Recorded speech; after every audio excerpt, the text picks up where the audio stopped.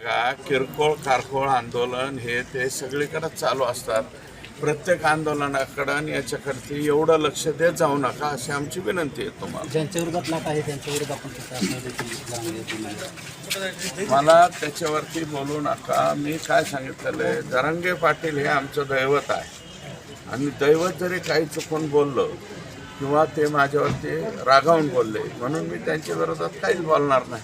नारायणगडाची 4 hectare 63 जमीन ही गायरान क्षेत्रामध्ये येते, म्हणजे सरकारी जमीन येते. ती सरकारी जमीन गड नेमका सरकारी जमिनीत येतोय, तर ती जमीन आमच्या नारायणगडाच्या ट्रस्टच्या नावावर करावी बाबांच्या, आणि त्या बदल्यात नारायणगडाची भरपूर अशी जमीन त्याच गावात कोंडूळ याच गावात आहे, ती कोंडूळची जमीन ही शासनाच्या नावावर करावी अशा प्रकारची एक मागणी.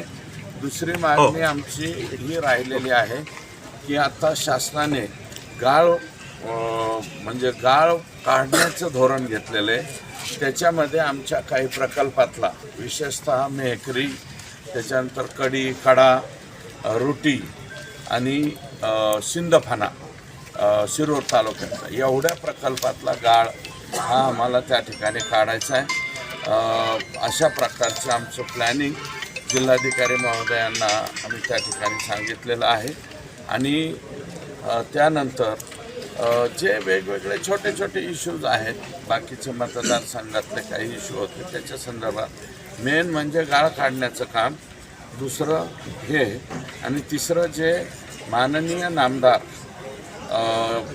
भाई नाईक साहेब यांनी जी बैठक आमची घेतली वन खात्याच्या आणि वन्यजीवच्या बाबतीमध्ये, नायगाव मयूर अभयारण्याच्या बाबतीत, कारण बिबटसुद्धा बाहेर निघतोय, याच्या बाबतीमध्ये जे गिरीपुष्प आहे ग्लेरिसिडिया याचं समूळ नष्ट करण्यासाठीचे प्रस्ताव हे लवकरात लवकर त्या ठिकाणी पाठवावे.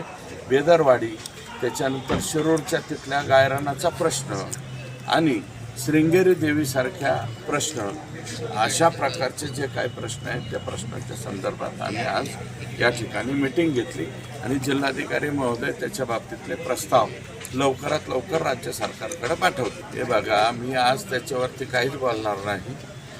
मला वाटतं आज मस्साजोगला त्या ठिकाणी बैठक चालू आहे आणि तुम्ही आता 1 to 1 किंवा एकही प्रश्न मला विचारू नका. या प्रश्नाच्या संदर्भामध्ये परवा दिवशी मी बोलणार आहे 20 तारखेला, आणि मी ह्याच्यावरती पूर्वीच उत्तर दिलं होतं की संजय राऊत हे इंटरनॅशनल स्पीकर आहेत. इंटरनॅशनल स्पीकरवरती बोलण्या इतकी एवढी माझी लायकी नाही. आणि संतोष देशमुखचं प्रकरण असेल, त्याच्यानंतर कृषी विभागातला जो घोटाळा आहे त्याच्या बाबतीमध्ये मी परवा 20 तारखेला त्या ठिकाणी बोलेल. कारण आज मस्साजोगला ग्रामस्थांची बैठक आहे असं काहीतरी माझ्या कानावर आलं. मस्साजोगकर काय म्हणतायत ते मी बघतो. आणि परवा शिवजयंती आहे, शिवजयंतीच्या दिवशी बाकीच्या गोष्टी नको, शिवजयंतीच्या दुसऱ्या दिवशी आम्ही त्या ठिकाणी बोलू. 302 लागू आहे, पण आपल्या शिरूरमध्ये लोक आंदोलन करत आहेत. 302 लागू आहे? 302 कुठं लागू आहे? विकास कामाबाबत 302 म्हणजे काय? मला त्याचा अर्थ सांगावा. एबीपी माझा, उघडा डोळे बघा नीट.